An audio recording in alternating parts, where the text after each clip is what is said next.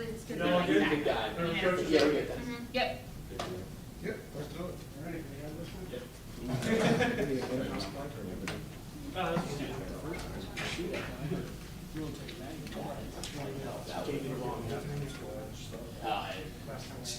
Really anyone care? No, that's the first for me, you know, Yeah. all the. I was there like 2 minutes and I got freaking 4 highlights. That's more than what you do. It's not where you're from, it's where you're at. Yeah, sure. We ready? Yep. Yes, sir? All right. Introduction? Yeah. We're all family, right? Yeah. That's right. We need an introduction. All right, no, good morning, good afternoon, depending on where you are on the planet. Glad to be in front of you today. We got one under our belt. And now we're building for the next one. Having said that, any questions? Coach, we're good. What went into the decision to start Grayson on Saturday, and then how would you grade his performance? Grayson was ready to play, truth be told, and now that it's out, Dustin had some things that was limiting him, but Grayson earned it. Grayson did a good job. We have to take care of the ball. You know, we had that 11-play drive going, and then we turned the ball over. That is one of our big things and keys to success. So we have to protect the ball. But Grayson did a good job. He pressed a little bit, but once he settled in, as you saw, at times we were able to put some drives together. Go ahead.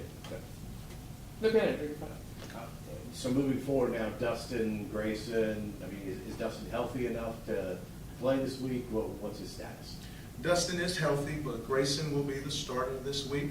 We're going into the game with that mentality, and we're ready to rock and roll.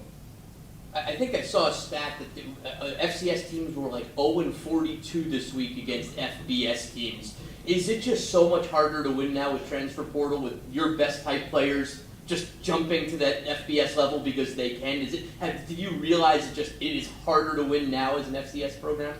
It has always been hard to win, but you're absolutely correct. It's harder to win now because of the transfer portal. The second FCS player has some success, he's being plucked. Our message is bigger is not always better. Remember the reason why you went to the school you went to, and for a place like us, you know, we're talking about trading 4 for 40.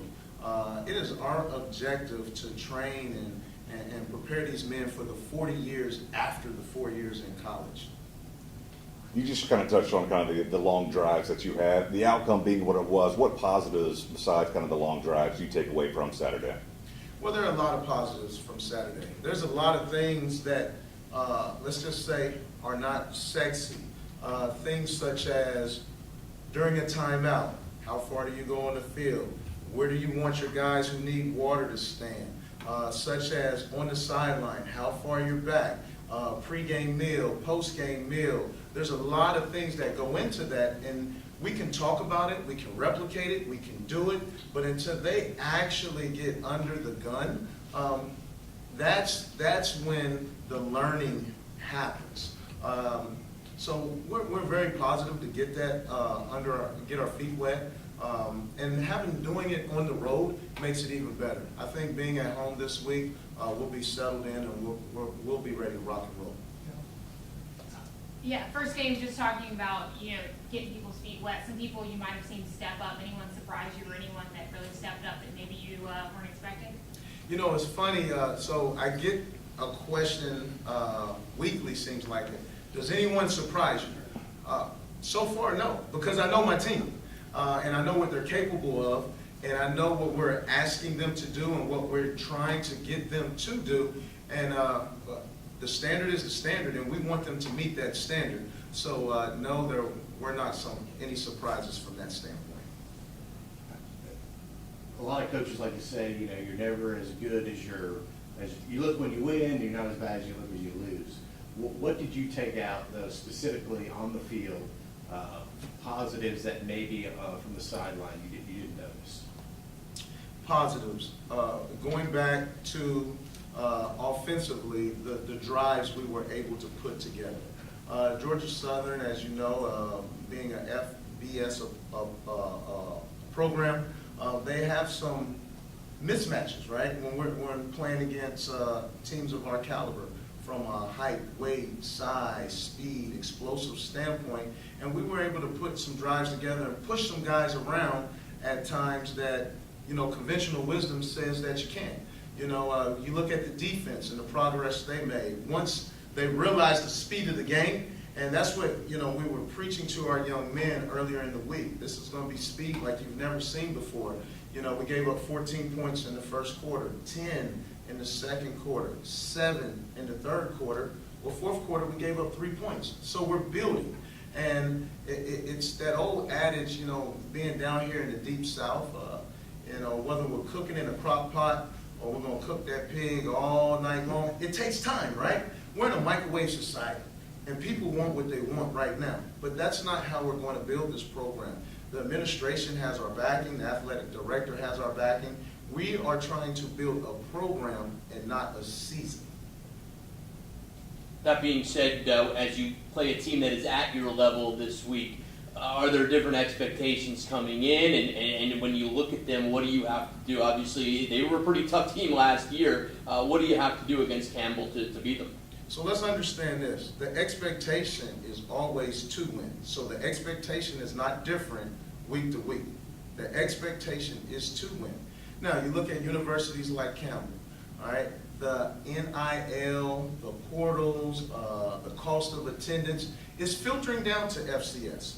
Campbell has 35 transfers, okay? 35. 24 came from FBS programs. 13 of those guys came from Power 5 conferences. So when you turn on that film, they're explosive. Now you say, well, what happened? They played number 4 in the country, William and Mary. Once again, those guys have not had a chance to gel together in a game-like situation, okay? So I expect them this week to be rocking and rolling. So the key to the riddle is, how do we beat them? Without saying too much. Obviously, we have to limit their speed on the perimeter. All right, we have to be able to run the ball. We have to be able to possess the ball. All right. Not only that, we cannot give up the big play. And last but not least, when it comes to situational football, we have to win the situations.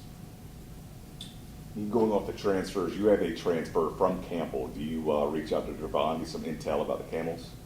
Well, yes. Of course, we've talked to Dervon, and he's had this game circled in his calendar for a long time. Truth be told, he was not asked to come back.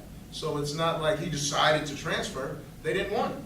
And we're just being honest with that. And that's what we do. We deal in honesty, right? And sometimes that ruffles some feathers. Like last week, I understand a few people were upset. But we're going to tell the truth, okay? So they didn't want him. And Dervon comes and he shows up at his hometown school. And I look forward to him to have a big day. Now, this is not revenge and things of that nature. Because anytime you're dealing in revenge and you're digging a grave, you better dig 2, one for yourself. So he's just going to go out there and he's going to play ball and stay within his framework, and we'll be just fine. With Mike Minter being on the opposing sideline, did y'all's kind of careers in the NFL overlap? Did you kind of know, or do you know much about him in the NFL? Our paths did not cross, but I do know him, obviously, because of what he's done and who he is. Their coaching staff is a who's who when it comes to guys who have played this great game, guys who have experience, guys who knows what it's like to be in a locker room, guys who knows what it's like to be on that field and understand what it means to put your team first. That coaching staff is something else. And they're very knowledgeable. They're smart. The schemes that they're putting together, studying those guys, is pretty impressive. And they're doing it with a high caliber athlete. So it should be a fun day in Johnson-Hagan. You talked about being real with us. Last Monday you weren't happy. Are you happier with practice, or how's practice been since last Monday when we talked to you? Practice has gotten better every day since last Monday. And it's still not to the standard where we want it. The standard is a standard, and we're not going to waver on that, and we're going to hold the guys accountable to that. Now, having said that, we hold ourselves accountable too. Because at the end of the day, the buck stops here. So don't think for one split second, I'm not looking in the mirror and seeing that reflection that's looking back at me. We do a self-analysis on a daily basis. The passing game struggled a little bit. How do you make Grayson a little bit more comfortable in the pocket? How do you kind of get the ball downfield a little bit more? Yes, now I understand this. The passing game is the passing game right now. We were a triple option outfit under center. You just don't change to drop back pass and things of that nature overnight. Once again, it takes time. So we're going to baby step this thing as we move forward. But we're going to do it within the framework of Dustin, of Grayson, of our offensive line, of anyone who we put in that position to be a play caller. And finally, Cooper Wallace, when I talked to him after the game, he talked about finishing off drives. How do you kind of finish off? How do you take that next step and finish off drives? That's a great question. We're going to replicate long drives in practice. Maybe something a little different where we may run some sprints and then put together, 8, 9, 10 play drive when they're already winded, getting them to finish. Anybody else? Think we're good? Good. All right, Coach, thank we you. appreciate it. Thanks, Thank All right, thank you.